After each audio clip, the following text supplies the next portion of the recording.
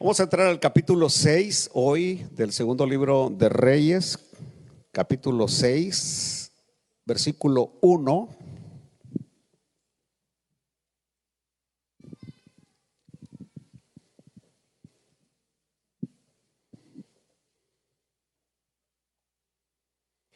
¿Lo tienen, queridos hermanos?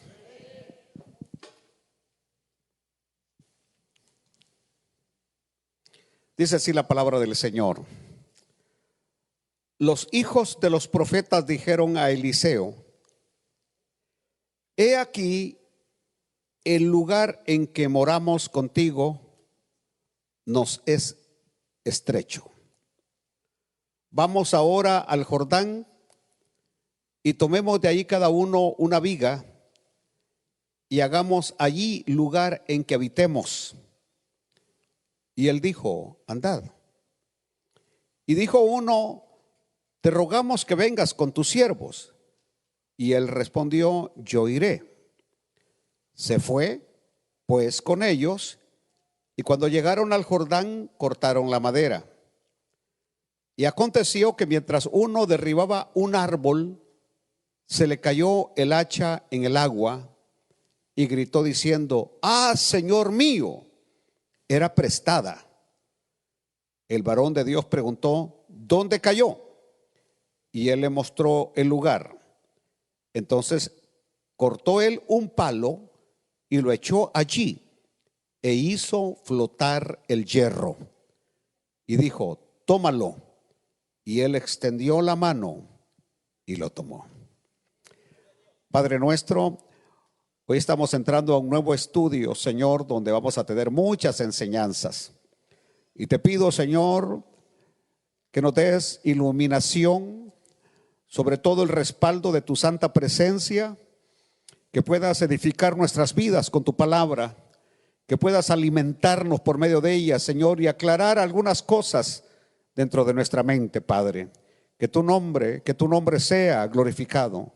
Esa es la única razón por la que estamos aquí, para adorarte, para reconocer tu grandeza y reconocer que eres el único Dios digno de ser alabado y adorado. Amén y amén.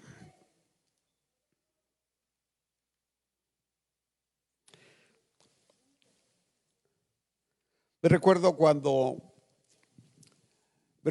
a la edad de 11 años tuve la oportunidad de tener la primera Biblia en mis manos. Yo era una persona que no podía estar sin estar leyendo. Siempre tenía que estar leyendo todo el tiempo. Y no tenía, ya mis libros los había leído 3, 4, 5 veces. Y de repente vi ese libro, por cierto, era una versión de los Testigos de Jehová, una Biblia verde que un tío mío tenía. Cuando la vi y vi tantas páginas, dije: uy, hoy sí tengo donde leer. Y empecé a leer, y todo era muy bonito. Cuando leí el libro del Génesis, todo maravilloso.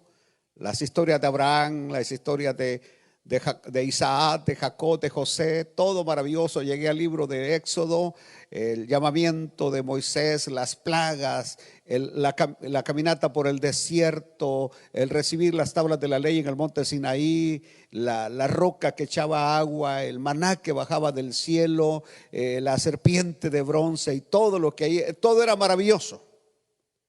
Hasta que llegué al libro de Números. Y cuando llegué al libro de Números me desinflé. Me desinflé porque empecé a leer que Julano tuvo hijo que se llamó Julano de tal rarra, y que Julano, y le daba vuelta a las páginas y todo era la misma historia de que había tenido Julano hijos y todo. Y eso me desanimó. Y yo me recuerdo que me tuve que saltar esa parte porque yo dije: bueno, ¿y por qué esto en la Biblia? ¿Qué importancia tiene? ¿Qué importancia tiene esto de que estén tantos nombres de los descendientes de Julano? ¿Qué importancia tiene para mí? Es como el pasaje que tenemos hoy. Es decir, en la Biblia encontramos algunas historias que a primera vista no arrojan ninguna enseñanza, como que no tienen un por qué estar en la Biblia. Sin embargo, cuando ya después, estudiando un poco más profunda la escritura, me di cuenta de que una de las partes más importantes de la Biblia es la genealogía, porque cada genealogía nos lleva a descubrir cómo está marcada esa línea roja de donde iba a venir nuestro Señor y Salvador Jesucristo. Es decir, ese es el propósito de la genealogía, mostrarnos que ahí está, ahí viene la línea desde allá de Jacob, de Judá, y ahí viene la línea hasta llegar a Mateo capítulo 1 o a Lucas capítulo 1. Entonces, hay otros pasajes de la Biblia, hay otras partes de la Biblia que uno como que no le encuentra el por qué deben de estar en la Biblia, cuál es la razón. Y aquí tenemos una de esas historias que a primera vista parece algo raro, es decir, ¿qué puedo aprender yo del pasaje de hoy? De que los hijos de los profetas se quieren ir a vivir cerca del Jordán, que un hacha se va al agua y que Eliseo la hace flotar, el hierro hace flotar. ¿Qué puedo aprender de eso? Pues se van a dar cuenta que vamos a sacar mucha agua de este pozo. Vamos a sacar mucha agua de este pozo, vamos a aprender muchas cosas, porque de veras yo creo que si el Espíritu Santo quiso añadir esto al canon sagrado, porque recordémonos que toda la palabra es inspirada por el Espíritu Santo de Dios, y que los hombres hablaron inspirados por el Espíritu Santo de Dios, y que los que escribieron lo que el Espíritu Santo quiso que se escribiera. Entonces, así que ¿por qué? Entonces la primera pregunta que uno debe hacerse al llegar a este pasaje un poquito medio raro es: ¿por qué el Espíritu Santo quiso que esto quedara registrado en las Escrituras? Cuando leemos esta historia del hacha que flotó, el hacha, es decir, yo puse a esto Eliseo y el hacha. Aleluya.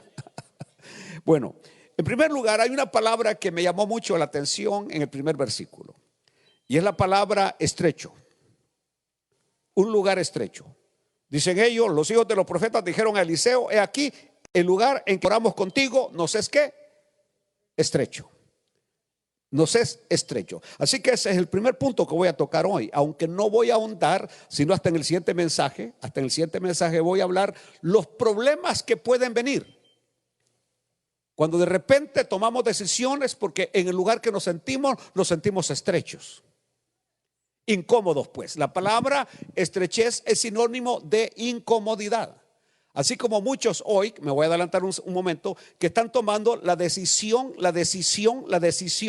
tremenda de salir volando para su país por la situación que ahora tenemos aquí en los Estados Unidos.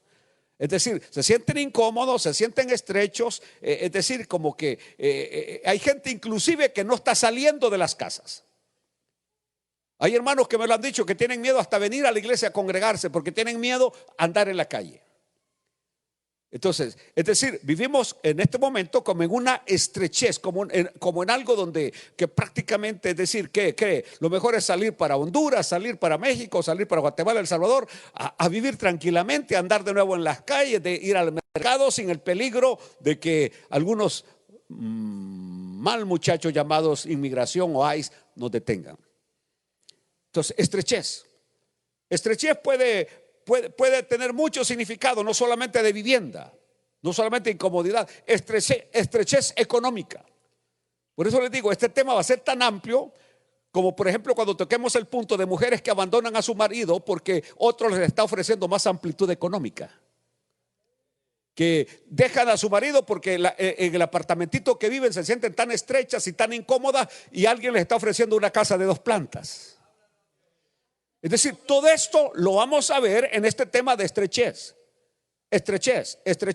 Hijos que se van de la casa porque se sienten que están ahí como encerrados, como limitados, como que no hay libertad para ellos, y quieren amplitud y quieren libertad, y se van porque se sienten estrechos, se sienten como amarrados. O sea, el tema es profundo, pero hoy no lo voy a tocar. Hoy solamente le estoy diciendo de qué vamos a hablar y las consecuencias que pueden venir. Las consecuencias que pueden venir, que muchas veces buscando amplitud, buscando libertad o buscando algo mejor, así como dicen en Guatemala, queremos salir de Guatemala y nos metemos a Guatepeor. ¿Están entendiendo? Bueno, ahora el significado de la palabra estrechez. Porque nuestro relato comienza hablando acerca de los hijos de los profetas. Estos hijos de los profetas eran los alumnos de profeta que se estaban preparando para el ejercicio ministerial en Israel. Prácticamente sería como lo que es hoy un instituto bíblico, pero interno, donde uno va y estudia internamente. Hay institutos, por ejemplo, donde uno va hasta con su familia, con su esposa y sus hijos, y por los años que tenga que estar estudiando, 4, 5, 6 años, están internos en ese lugar, viviendo ahí juntos. Por supuesto, con tremendas limitaciones. Yo siempre he hablado que a mí, en el caso mío, me tocó estudiar 6 años interno de lunes a jueves en un instituto bíblico. Y que no era fácil porque me recuerdo que el primer año éramos 160 alumnos. Aquello era terrible. Imagínense 160 bocas hambrientas cuando tocaban la campana para salir a almorzar a las 12 del mediodía. Y que se hacía aquel gran galope y aquel tumulto de estudiantes y pastores queriendo comer al mismo tiempo. Eso era terrible. Terrible, sonaba la campana y aquellas escaleras sonaban pum, pum, como que era tropel, como que era un montón de caballos bajando a comer. Era terrible, terrible. Y yo así como soy, yo me fui a sentar a una silla y esperé que pasara el número 159. Y cuando iba el número 159, con un hambre terrible. Y cuando llego, me dice la cocinera: hermano Pineda, ya no hay nada. Ya no hay nada. Y dijo una: yo le regalo una tortilla de las mías. Dijo otra: yo le regalo otra. Y yo le doy un poquito de frijoles. Y dijo otra: yo le doy un poquito de mi arroz. Porque esa era nuestra comida: arroz y frijoles todos los días, en la mañana, en el mediodía y en la tarde. O sea, en la mañana era frijoles con arroz. Al mediodía era arroz con frijoles. Y en la tarde era casamiento, frijoles con arroz, casamiento. O sea, lo mismo pues prácticamente. Y terrible, el ambiente tremendo, tremendo, tremendo. Yo les he contado hasta la anécdota que me recuerdo que la siguiente semana le dije a Doralicia: prepararme, allá nosotros le dimos chacalines a los camarones secos. Le dije: prepararme una bolsa de chacalines y queso duro. Dije yo, porque cuando ya paso no hay comida, con solo que me separen 2 tortillas, yo me como mis 2, 3 chacalines con queso y ya comí. Y me recuerdo que yo bien tranquilo llego con mi bolsita de chacalines y con mi bolsita de queso, y me siento a la mesa con mis tortillas y me pongo a orar: Padre, bendice este alimento. Y cuando abro los ojos, las 2 bolsas habían desaparecido. Y por supuesto, ahí es donde entra la formación de uno de ministro, porque el Señor lo está formando. Y yo ahí reaccioné todavía medio carnal, porque le dije: voy a volver a cerrar los ojos. Yo quiero que cuando vuelva a abrirlos, quiero que mis chacalines y mi queso esté aquí. Y vengo yo y cerré los ojos, oré. Y cuando abrí, ahí estaba la bolsa, con 2 chacalines nada más, y así el pedacito de queso. Entonces, ahí el Señor me fue formando pero es que los puedo soportar a todos ustedes. Porque fui aprendiendo paciencia, paciencia, paciencia, paciencia, paciencia, paciencia. Es decir, en esa convivencia, allí uno va aprendiendo a ser siervo de Dios. En el caso mío, que yo venía de dejar la sotana, y hacía poco había dejado la sotana, cuando yo iba entrando a clases, empezaban todos ellos a decir: Santa María, Madre de Dios, ruega por nosotros los pecadores, haciéndose burla, lo que le llaman aquí bullying, que esa palabra ni existe, pero haciendo burla de que el cura va llegando, y lo hacían por molestarme, para ver cómo yo iba a reaccionar. A mi amigo Armando, que era mi compañero, ahí le decían sacristán. Se va llegando el cura con su sacristán. Entonces, es decir, ahí uno se va formando. Estoy diciendo que los profetas estaban juntos, vivían juntos. Y eso es como, por ejemplo, vaya, voy a ponerle ya. Ustedes son una pareja Y va llegando otra pareja de México que son familiares de ustedes, y ustedes de muy buena, como son buenos cristianos, buenos evangélicos, le dice: venite, primita, a vivir con nosotros aquí mientras te acomodas y todo bien, y la reciben en la casa. ¿Por cuánto tiempo viven bien? Una semana. Una semana, es decir, lo que dura la luna de miel. Y después la luna de miel se convierte en luna de hiel. Porque de repente empieza la esposa y le dice: mira, le dice la esposa, mira cómo haces. Tú les diste entrada, mira cómo lo sacas. Yo no los quiero ni un día más aquí en la casa. ¿Y qué pasa?, le dice él. Mira, nunca lava los platos. Mira, nunca limpia el baño. Mete la ropa a lavar y nunca la saca. ¿Me están oyendo? Entonces, y empieza el conflicto, el tironeo, que aquello, estoy poniéndole un ejemplo de dos familias, pero en este caso hablamos de muchísimas familias que vivían juntas en la escuela de los profetas. ¿Me están oyendo? Es decir, habían tantas familias en la escuela ahora de los profetas, cosa que nunca lo habían considerado antes, que iba a crecer tanto este grupo de estudiantes, que en este momento vienen ellos, prácticamente dice: este lugar nos es ¿qué? Estrecho. Este lugar nos es estrecho, es decir, este lugar ya no cabemos. Ya no cabemos. No hay donde cocinar para todos, no hay donde lavar la ropa para todos, es decir, todo es una tremenda incomodidad. Y eran siervos. Y estaban estudiando la palabra, se estaban instruyendo en la palabra. Pero el problema está de que en esa convivencia con el otro ser, con los seres humanos, siempre hay dificultades. ¿Me están entendiendo? Por ejemplo, una de las cosas, y esto no es falta de amor cristiano, y usted dirá: pastor, lo que usted nos va a aconsejar no es amor cristiano. Bueno, puede ser que no sea amor cristiano, pero le va a evitar dolores de cabeza. Donde, por ejemplo, cuando ustedes van a recibir a alguien, márquenle el tiempo. Mira, prima, mira, primo, te vamos a dar apoyo por 1 mes, 2 meses, ¿verdad? Pero sin necesidad que yo te lo diga, en 2 meses tú tienes que volar. ¿Entendió? Entonces, porque si no, ese, como no está pagando renta, no paga biles, ese se va, ¿qué? Se va quedando. Y el problema está que en los anfitriones empiezan los pleitos.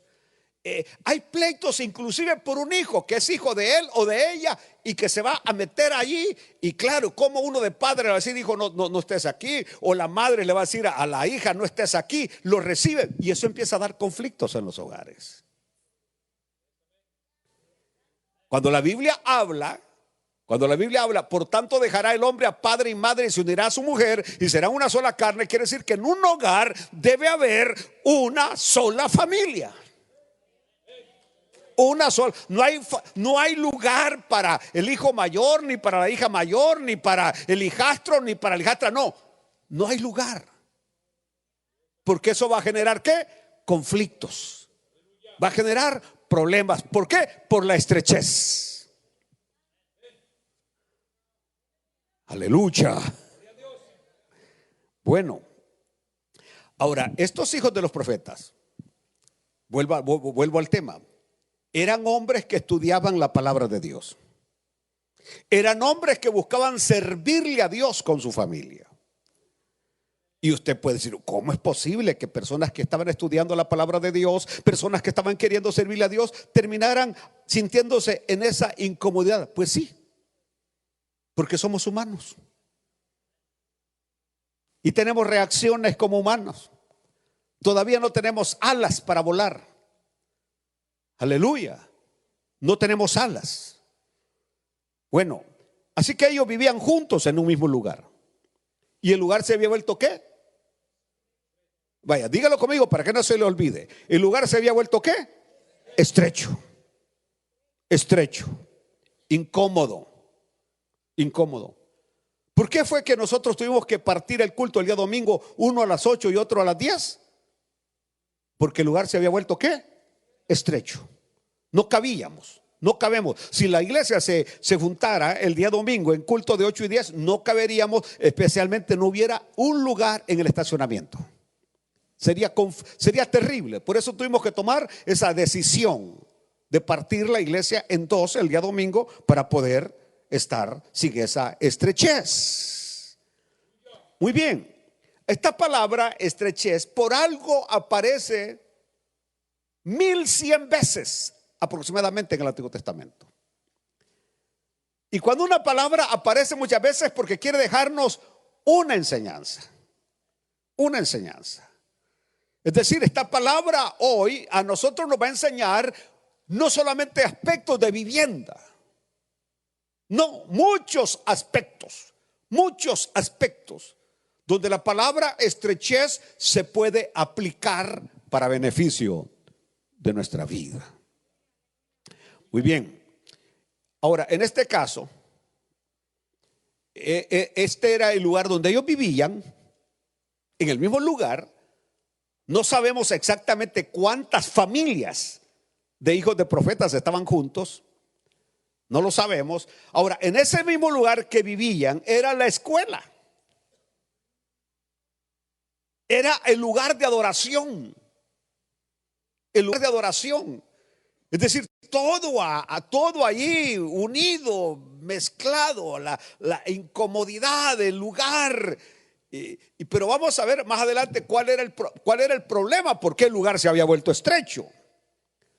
De acuerdo a la Biblia, esta escuela estaba en Gilgal. ¿Se acuerdan ustedes cuando hablamos de Gilgal, verdad? El primer lugar donde entra Israel cuando llega del desierto. El primer lugar.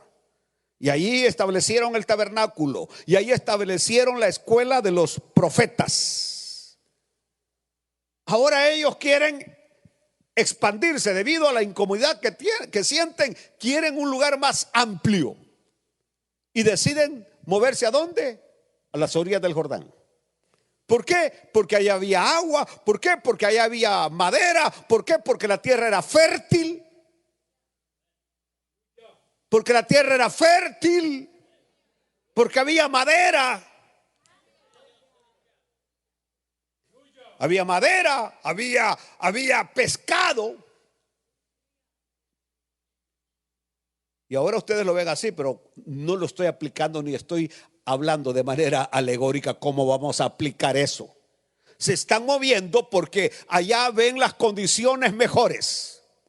Quiero preguntarles desde ya, no sé por qué, pero les voy a decir, ¿cuántos de ustedes están arrepentidos de haberse venido a los Estados Unidos? ¿Hay alguno? ¿O todos están muy contentos de estar aquí? No. De repente han hablado algunos conmigo, pastor. Por ejemplo, hace poco acaban de deportar a un muchacho hondureño que él me decía, yo no sé ni por qué estoy en este país, pastor. Yo soy dueño de cafetales, mi papá me heredó cafetales y aquí he comprado otros 2. El día que me manden voy a irme feliz. Y como que le oyeron. Y ahora está allá. Pero cuando le pregunto a su hermano cómo está Julano y tal, porque era mi cliente de carro, me dijo, está contentísimo. Está bien. Ya no ando con aquello de que, ¿entiende? Que me van a parar, que me van a mandar al SECOC del Salvador. Es decir, estoy hablando de que algunas veces buscando mejoría encontramos problemas, dificultades. Y de eso es lo que voy a hablar más adelante, pero aún no hoy, porque hoy es la introducción nada más. Aleluya. Bueno, así que la razón por la cual se quieren mover, la razón es ¿por qué? Por la estrechez. Por la estrechez. Así como cuando comenzamos la vida matrimonial y nada más somos 2, un estudio rentamos para vivir. No tiene ni cuarto, en la misma sala ponemos el sofá, se hace cama. En la noche lo estiramos y ya no pensemos en lo que viene después. Entonces, es decir, ahí se vuelve el estudio todo. Pero luego viene el primer hijo. Y cuando está chiquito, pues duerme con nosotros. Pero cuando ya empieza a crecer, empieza Agarremos uno de una recámara por lo menos. Luego viene el otro, porque para eso somos buenos.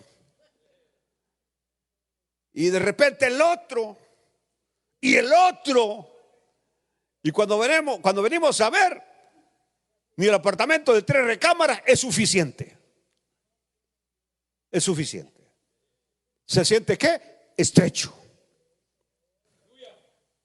Por el crecimiento. Aleluya. Aleluya. Así que el punto ahora era aquí, que la escuela de los profetas había crecido. Diga conmigo, crecido. Crecido al punto que no había lugar para todos. Había un ambiente de incomodidad. Ahora, ¿por qué había crecido? Esa es la primera pregunta que viene a mi mente. ¿Por qué la escuela de los profetas había crecido tanto? Bueno, ¿qué es lo que acababa de suceder? ¿Qué es lo que acababa de pasar? ¿De qué estuvimos hablando en el capítulo 5? ¿De qué estuvimos hablando? De Naamán. De la cura del general sirio de la lepra. Eso había traído un despertar tremendo, donde aquel Dios al cual Acab y Jezabel habían querido dejar olvidado atrás, ahora la gente se había dado cuenta que este Dios es poderoso y que este Dios hace milagros. Aleluya. Tremendo. Porque de acuerdo a Lucas capítulo 4 dice que habían un montón de leprosos en Israel, mas al Dios soberano, porque Dios es soberano y Él hace lo que Él quiere, como Él quiere y donde Él quiere. Él fue el que sanó a ese sirio Naamán. Aleluya. Y entonces esto había traído un despertar, como quisiera ser como Eliseo. Quiero ser como Eliseo. Quiero tener el ministerio de Eliseo. Todos querían ser Eliseo. Caminaban como Eliseo, veían como Eliseo, hablaban como Eliseo. Así como cuando yo hablo de nosotros como cristianos, porque nosotros somos cristianos, seguidores de Cristo. Y tendríamos que hablar como Cristo habló, amar como Cristo amó, hacer lo que Cristo hizo.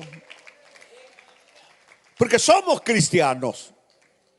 Aleluya. Palabras cristianos significa ungidos. Cristo, el Mesías, el ungido. Y si nosotros somos cristianos, somos los ungidos, capacitados para hacer la obra de Dios, capacitados para llevar palabras de vida, palabras de aliento, palabras de edificación a las vidas. Aleluya. Por supuesto, a esto también se le puede sumar, porque se había hecho público lo que le había pasado a Jesse, el siervo de Eliseo, que por su avaricia y por su mentira había quedado leproso. Es decir, esto había traído una conmoción. ¿Se acuerdan ustedes la iglesia primitiva? Allá en el capítulo 5 del libro de los Hechos se nos relata lo que le pasó a Ananías y Zafira. Cómo ellos cayeron muertos por haberle mentido al Espíritu Santo. Y dice el versículo 11: y vino gran temor sobre toda la iglesia y sobre todos los que oyeron estas cosas. No solamente sobre la iglesia, sino sobre todos los que oyeron estas cosas. Y por la mano, versículo 5:14. Bueno, sigámosle. Y por la mano de los apóstoles se hacían muchas señales y prodigios en el pueblo, y estaban todos unánimes en el pórtico de Salomón. De los demás, ninguno se atrevía a juntarse con ellos, mas el pueblo los alababa grandemente. Y escuchen, y los que creían en el Señor aumentaban más, gran número, así de hombres como de mujeres. Estoy hablando que eso que pasó con Ananías y Zafira produjo temor en la iglesia, produjo temor en el pueblo, pero también hizo que la iglesia, ¿qué? Creciera. Que hombres y mujeres terminaran convirtiéndose a Cristo Jesús. Y yo siempre, por ejemplo, cuando llegaban los cristianos a una ciudad,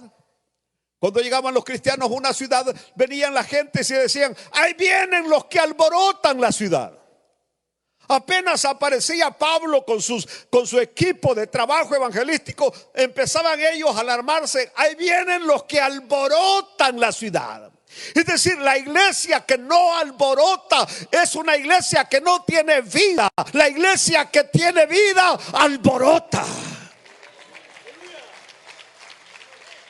Aleluya. Es decir, causa impacto en la gente, en la sociedad. Algo sucede, algo se mueve, algo tiene que suceder. Me recuerdo cuando el hermano Jay John, que ya está en la presencia del Señor, me dejó una nota, y cuando fui a visitarlo a su oficina, que fue el que nos ayudó a comprar este lugar, y me dijo: algo está sucediendo en esa esquina de la Dairy, porque Dios mío, de la noche a la mañana se ve el montón de carros. Cuando antes habían 2, 3 carros estacionados, ahora se ve el montón de vehículos en el terreno, en la calle. Algo se está moviendo, algo está sucediendo.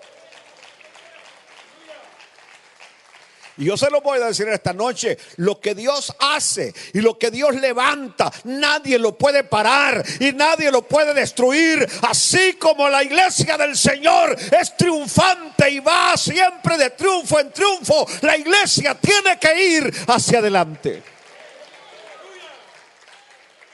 Aleluya. Y crecían, hombres y mujeres se agregaban a la iglesia. Una de las señales de que una iglesia está viva es que la gente se convierte a Cristo. Que el crecimiento de la iglesia no se debe a gente que viene de otras congregaciones.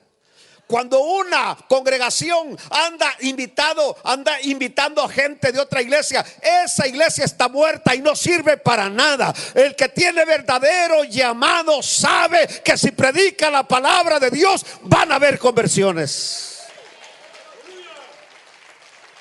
Aleluya. Pero cuando alguien quiere crecer en base a sacar de aquí, a sacar de allá, ese no sirve. No tiene llamado. No tiene respaldo de Dios. El que tiene respaldo de Dios, las almas vienen porque hay algo que las atrae, hay algo que las ala a la presencia del Señor. Aleluya. Aleluya. Las otras señales que habían ocurrido en el ministerio de Eliseo. Cuando la Biblia habla que había orado por un niño que se había muerto y el niño volvió a la vida. Yo estoy hablándoles en esta noche de un Cristo que hacía lo que hacía porque era lo que era. O más bien, era lo que era y hacía lo que hacía y sigue siéndolo. Él no ha cambiado. Él es el mismo. Él es poderoso. Él es inigualable. Él es el Rey.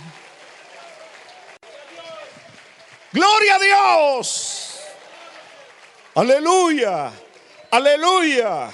Y entonces, ¿qué sucedía ahí en Israel en ese tiempo? Todos querían ser como Elías, todos querían ser como Eliseo. Ojalá que nosotros nos contagiáramos también de lo mismo, que todos quisiéramos ser voceros del Señor, predicar la palabra, anunciar el evangelio. El evangelio no ha pasado de moda, el evangelio no es arcaico, ni antiguo, ni obsoleto. El evangelio es real hoy. Aleluya, aleluya, gloria a Dios. Entonces, ¿qué pasaba? Todos armaban sus maletas y querían irse a la escuela de profetas. Se levantó. ¿Se recuerdan ustedes que cuando comienza el ministerio de Elías, Elías mismo dijo: solo yo he quedado? Elías pensaba que solo él era, que no había nadie más que se había quedado fiel a Dios. Y por eso el Señor lo envía a que capacite a uno, a Eliseo. Escúcheme lo que estoy diciendo. Que capacite a uno, a Eliseo, Hay vidas que son marcadas cuando un creyente se pone la mirada en esa persona inconversa. ¿Entendió lo que estoy diciendo? Ojalá que pueda entender. Estaba oyendo hoy el testimonio de un hombre que ahora es pastor y dijo: todo comenzó cuando en la escuela el hijo del pastor se hizo mi amigo. Ese muchacho jamás lo vi con un solo vicio. Ese muchacho era un verdadero amigo. Ese muchacho realmente era lo que nosotros creíamos que era un verdadero cristiano. Y dijo, y de repente me invitó a su casa y fui a comer a su casa. Es decir, el punto es, dice, yo era inconverso, mi familia era inconversa, pero ese muchacho se hizo mi amigo hasta que terminé de rodillas aceptando a Cristo como Señor y Salvador. Y luego vino el llamado y empecé a predicar la palabra, porque como que dijo, él fue mi mejor amigo. Y no le importó que yo era inconverso, y no le importó que yo venía de mala familia, y no le importó que yo decía malas palabras, y no le importó que yo bebía alcohol. No, se hizo mi amigo hasta que terminé a los pies de Cristo Jesús.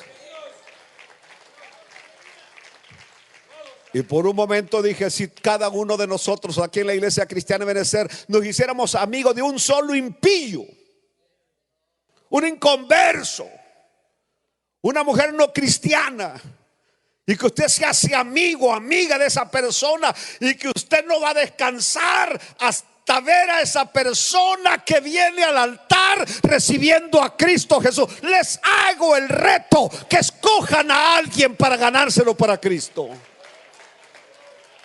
Escojan nada más a uno, nada más a uno. Aleluya. De este año ustedes tienen el reto, y que usted pueda decir, pastor, yo acepté el reto. No les voy a decir que levanten la mano, pero que ustedes acepten el reto de ganarse aunque sea a uno. Y que tiene que comenzar con una amistad, que tiene que comenzar con un verdadero interés por esa persona, que tiene que comenzar con estar con él en medio de las dificultades, en medio de los problemas. Nunca dejarlo, nunca abandonarlo, hasta que lo vean a ustedes rendidos a los pies de Cristo Jesús. Aleluya. Y que ahí no es el final. Ustedes se convierten ahora sí en una especie de padrino de esa persona, donde hasta que alcanza madurez espiritual, ustedes están con él. Aleluya. Aleluya. Aleluya. Bueno, los estoy retando a ganarse uno nada más. Uno nada más. Aleluya. Bueno, yo creo aquí que una de las razones principales, además de lo que hemos dicho del crecimiento de la escuela de profetas, lo encontramos en la tarea principal del profeta, es decir, de Eliseo. Esto es indudable. Eliseo vivía con ellos, estaba con ellos, estaba con ellos. Y para ellos estar a la par de Eliseo era un privilegio, con el hombre que Dios usaba. El hombre que Dios usaba. Y es que Dios siempre tiene hombres que le elige y los usa poderosamente para honra y gloria de su santo nombre. Aquí en esta iglesia llevamos 34 años. 34 años predicando el poderoso evangelio de Jesucristo. Y el Señor nos ha bendecido y el Señor nos ha respaldado. Sigue haciendo su obra el Señor. Bueno, ahora fíjense bien lo que voy a enseñar hoy.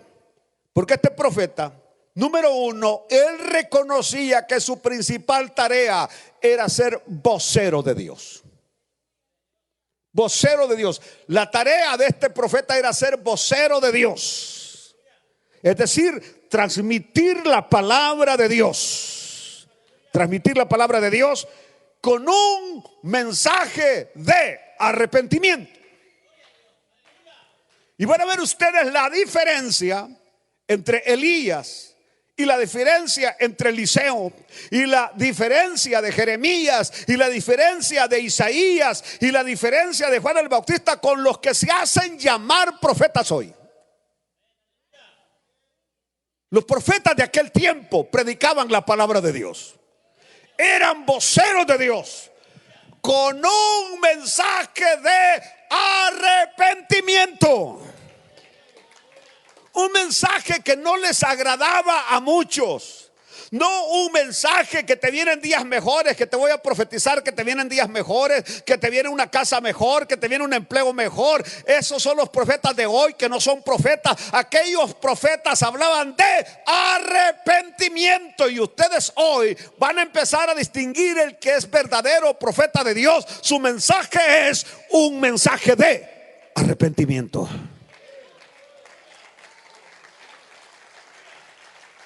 Aleluya. Lean a Juan el Bautista, generación de víboras. Les decía en su propia cara, generación de víboras. Jesucristo les decía, sepulcros blanqueados. Aleluya. Aleluya. Y veamos a Isaías o a Jeremías diciéndole a Israel, dromedaria ligera, es decir, prostituta a Israel, adúltera a Israel. Dios mío, es decir, palabras fuertes. No. El mensaje del evangelio no es un mensaje suave, ni dulce, ni que te soba la espalda. El verdadero mensaje del evangelio es un mensaje de arrepentimiento.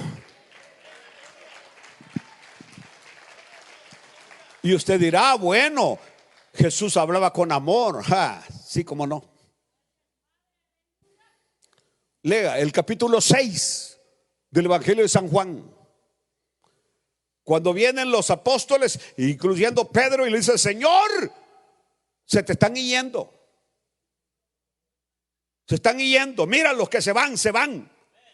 Porque la gente empezó a levantarse cuando el Señor estaba predicando, y le dijeron los apóstoles, demasiada dura la palabra que estás predicando, se te están yendo. Y mira, estamos hambrientos. Estos iban a dar una ofrenda. ¿Qué importa la ofrenda y qué importa la panza? Hay que predicar la palabra de Dios. Aleluya. Y le dijeron, dura es tu palabra, ¿quién la podrá llevar? Y el Señor, bien lindo, le dijo a los apóstoles, ¿y ustedes también se quieren ir? Y entonces vino Pedro y le dijo, Señor, ¿y si nos vamos? ¿A dónde iremos? ¿A dónde iremos? ¿A dónde iremos si solamente tú tienes palabras de vida eterna? Váyanse de Benecer y vayan a beber comida hueca, agua hueca y comida hueca. Aleluya. Denle gracias a Dios, denle gloria a Dios, que todavía en este púlpito los que aquí predican el verdadero mensaje del evangelio. Aleluya. Aleluya. Bueno, lo que estoy diciendo es que siempre que se le da el lugar que corresponde a la palabra de Dios, y que no basta con predicarla, hay que vivirla. Si esta iglesia empieza a vivir lo que aquí se predica, va a haber fruto, más fruto de lo que ha habido. Pero tenemos que vivir lo que se predica. Y cuando vivamos lo que se predica, cuando entre por nuestras venas lo que siempre enseño, como posible que esos cantantes del mundo cuando cantan sudan y se emocionan? Y cuando están cantando esas canciones del mundo prácticamente se conmuevan, que hasta uno casi lo hacen llorar cuando están cantando esos impíos, porque sienten, porque viven lo que están cantando. Aquí cantamos verdades profundas, verdades de Dios, pero muchas veces las cantamos como que no las creemos. Cantamos solamente Dios hacia el hombre feliz, pero con una cara seria. Solo Dios hacia el hombre feliz. ¿Cómo es posible? Si voy a cantar que solamente Dios hace al hombre feliz, voy a tener mi cara la más alegre y no fingiéndola, porque es verdad, solo Dios hace al hombre feliz. Aleluya, aleluya. Bueno, las personas, estamos predicando a personas que han sido defraudadas por la sociedad.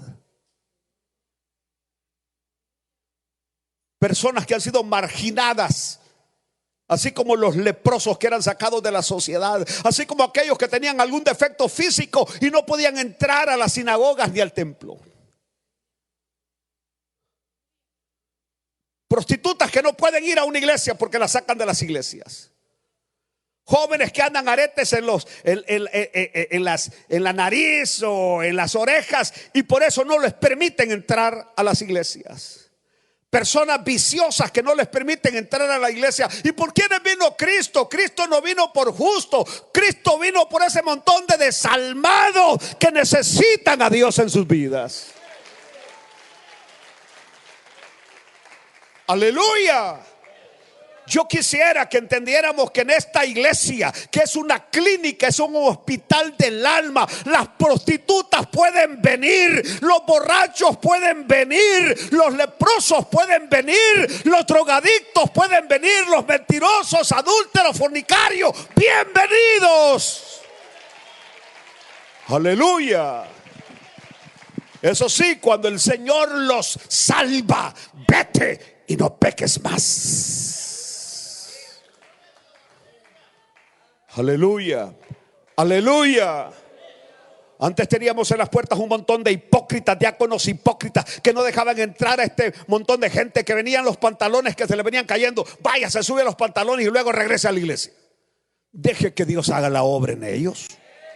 Usted no la va a hacer, pero el Señor sí la va a hacer. Y cuando el Señor hace, lo que hace es perfecto. Defraudadas de la sociedad, cansadas del engaño y pecado. Eso es lo que tenemos afuera, un montón de gente cansada del engaño, que ha sido engañada 1, 2, 3 veces. La religión los ha engañado, la política los ha engañado, el sistema económico los ha engañado, en el trabajo los ha engañado, la mujer los ha engañado, el marido las ha engañado. Y andan cansados de tanto engaño y tanto pecado, y de buscar soluciones donde no las hay. Que van donde la hermana Marta que les haga la limpia, que van donde el indio Apache que les haga la limpia, y que se ponen cositas rojas aquí en el hogar, aquí en la muñeca de la mano. Eso no funciona. Lo único que funciona es Cristo Jesús. Que te voy a ver, que te voy a fabricar un amuleto para que no te suceda nada. Que mira, póngase todos los amuletos del diablo que usted quiera y no van a funcionar para nada. La semana antepasada compré un vehículo que venía como no sé cuántas imágenes de la Santa Muerte y la Biblia de la Santa Muerte, y no lo pudo librar al tipo porque terminó en la cárcel. Eso quiere decir que no funciona, no sirve. La Santa Muerte no sirve, no funciona. No funciona, no sirve, no funciona. Es un demonio. Aleluya, aleluya. Pero nosotros sí conocemos a alguien que sí trabaja, que sí funciona, que es efectivo, que es poderoso, que es glorioso, inigualable. Jesucristo.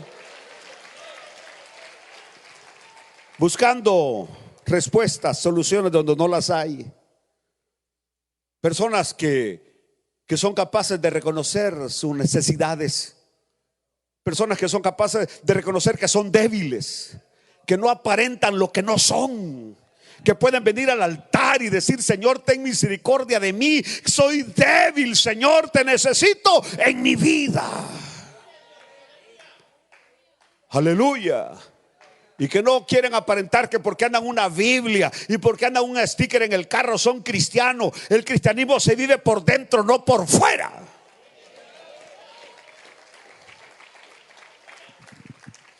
Aleluya. Y esas personas están hambrientas. Están hambrientas de Dios. Es decir, porque ellos andan buscando a Dios en el lugar equivocado. Piensan que el licor les va a dar lo que buscan, que la droga les va a dar lo que buscan, que el placer les va a dar lo que buscan, y lo que encuentran es mayor decepción y una atadura que cuando entran ahí solamente hay un poder que los puede soltar, que es Cristo Jesús.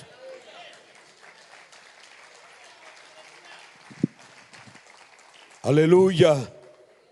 El hombre fue creado por Dios. Y el hombre lo que más anhela es comunión con Dios.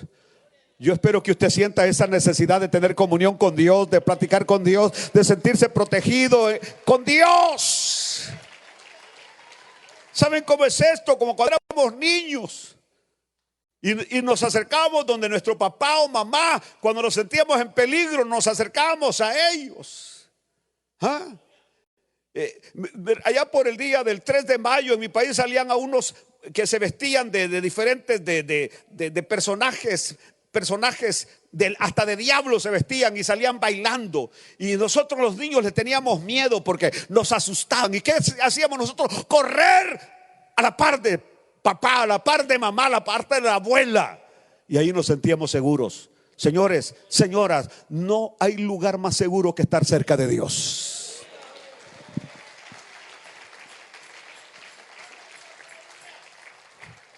Aleluya, aleluya. Qué importante es un liderazgo íntegro. Es decir, aquel que enseña la importancia de la presencia de Dios y enseña la palabra de Dios. Y con profundidad. Y cuando hay siembra, y donde hay siembra, hay cosecha.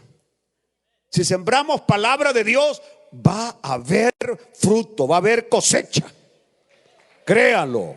Gloria a Dios, porque la palabra de Dios nunca vuelve vacía. A todos aquellos pastores que me preguntan qué se debe hacer para que una iglesia pueda crecer: deje de tener show en la iglesia. Deje de tener entretenimiento en la iglesia. Deje de hacer comidas en la iglesia. El reino de los cielos no es comida ni bebida, no es ambiente social, no es entretenimiento. Predica la palabra de Dios y predícala como es. Y le voy a decir de una vez: el que no es del Señor va a salir de ese lugar. Pero cuando hay siembra, hay cosecha. Y a ustedes les advierto: dejen de ir a esos lugares donde hay comida, donde los invitan a comer, donde los invitan a socializar, donde los invitan a entretenimiento. Deje eso, que eso no es de Dios. Vaya donde hay palabra. Palabra, palabra, palabra, palabra, palabra, palabra. Esas son las estrategias de aquellos que no tienen llamado: de hacer comidas, de hacer convivios sociales, entretenimiento, de invitar cantantes, invitar esto, invitar lo otro. Usted esté en un lugar donde se predica la palabra de Dios, y aquí usted no viene a un entretenimiento. Esto no es un circo, esta es la iglesia del Señor.